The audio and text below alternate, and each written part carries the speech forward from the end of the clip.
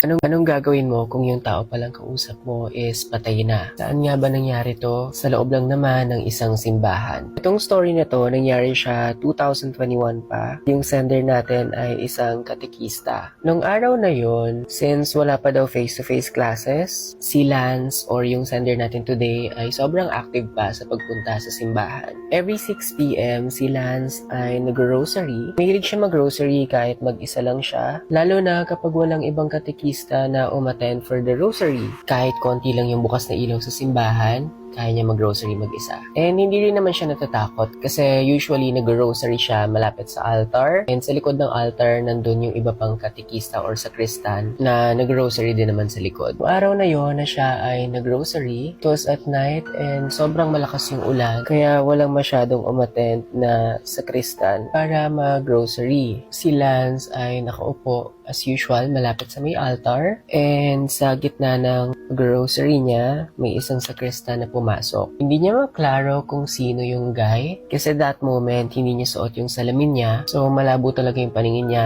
plus madilim yung paligid. So what he did is tinawag niya yung guy and doon niya lang na-recognize kung sino yung pumasok. Pagpasok ng guy sa simbahan, lumabas din naman siya agad pero dumaan siya sa door papunta sa kumbento and yung door na yon is kita kapag nakaharap ka sa altar. Tinuloy lang ni Lance yung pagdadasal niya then after a while, nakita niya ulit yung guy na nakatayo ulit sa loob ng simbahan pero this time, nakaharap na lang siya sa may pinto papunta sa kumbento. Hindi niya lang pinansin at first kasi akala niya may kukunin lang sa loob ng simbahan yung lalaki. Pero nung patapos na siya mag-rosary, he was around 5th mystery na that time. Pagtingin niya ulit sa door na yon, nakita niya na nakatayo pa din yung lalaki. Nung nakita niya yung guy na yon na nakatayo pa rin sa pwesto niya, doon na siya nag-umpisa na matakot. Pero kahit takot na si Lance ng mga moment na yon, iniisip niya pa din na kailangan niya matapos yung rosary. Tinuloy niya lang, nag-focus siya, and until natapos siya, nakita niya na yung guy is still nakatayo pa din sa may pinto. Kahit natatakot na siya on those very moments, naglakas loob pa din siya na lumapit doon sa guy. Si Lance ay tumayo mula sa kinauupuan niya and habang papalapit siya doon sa guy, hindi niya binibitawan yung rosary niya. Nung si Lance ay papalapit na doon sa guy, tinawag niya yung pangalan ng lalaki. Nagulat siya kasi yung guy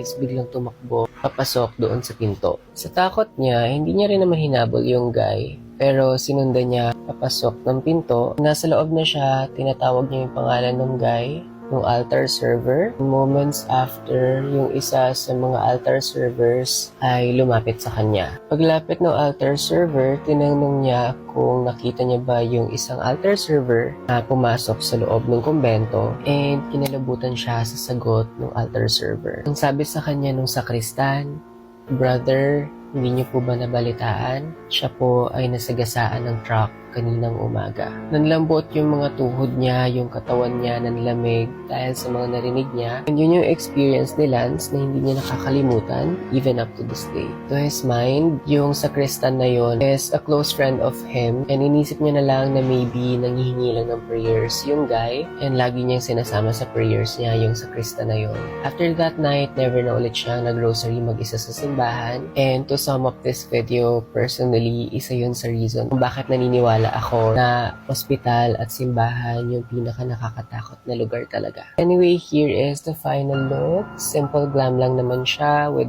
bold red lips. Really enjoy doing this. That's it for my video. Kung meron din kayo mga horror stories na katulad ng kay Lance, you can message me on Instagram. You can share stories with me there and